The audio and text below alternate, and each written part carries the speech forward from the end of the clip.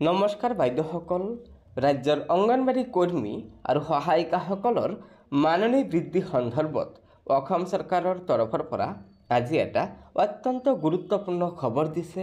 যিটো খবৰ ৰাজ্যৰ প্ৰতিগৰাকী অংগনবাড়ী কৰ্মী আৰু সহায়িকাই জনাটো অত্যন্ত প্ৰয়োজন। হয়, এয়া চাওক, CMO আসামৰ তৰফৰ পৰা আজি জনাইছে যে মৰম স্নেহৰ জৰিয়তে প্ৰতিপালন কৰা শিশুৰ প্ৰাথমিক শিক্ষা আৰু পুষ্টিৰ ক্ষেত্ৰত অমূল্য অৱদানৰ কৃতজ্ঞতা স্বৰূপে 2025 চনৰ নৱেম্বৰ মাহৰ পৰা অংগনবাড়ী কৰ্মী আৰু সহায়িকাসকলৰ বৃদ্ধি কৰা হ'ব মাননী।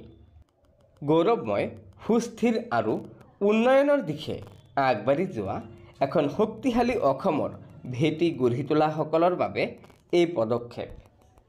অসম চৰকাৰে লগতে আৰু জনাইছে যে অসম চৰকাৰৰ আন এক প্ৰতিশ্ৰুতি পূৰণ।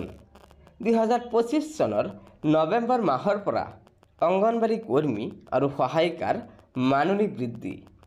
বৰ্ধিত মাননী অংগনবাড়ী কৰ্মীসকলৰ বাবে 1500 টকাকৈ, সহায়িকাসকলৰ বাবে 750 টকাকৈ।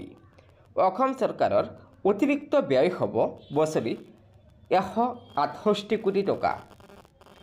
তলত জনাইছে, সামৰি লোৱা অংগনবাড়ী কৰ্মী আৰু সহায়িকাৰ সংখ্যা হৈছে 1,24,284 গৰাকী। গতিকে বাইদেউসকল, এয়া নিশ্চয় ৰাজ্যৰ অংগনবাড়ী কৰ্মী আৰু সহায়িকাসকলৰ মাননী বৃদ্ধি সন্দৰ্ভত অসম চৰকাৰৰ তৰফৰ পৰা আজি এটা অত্যন্ত জৰুৰী খবৰ দিছে।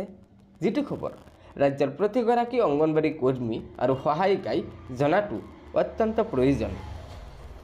গতিকে লগৰ বান্ধৱীসকলক এই ভিডিঅ'টো শ্বেয়াৰ কৰি আজিৰ এই গুৰুত্বপূৰ্ণ খবৰটো জনাই দিব আৰু নতুনকৈ অহা বাইদেউসকলে অনুগ্ৰহ কৰি আমাৰ এই চেনেলটো ছাবস্ক্ৰাইব কৰি ল'ব। ধন্যবাদ। জয় আই অসম।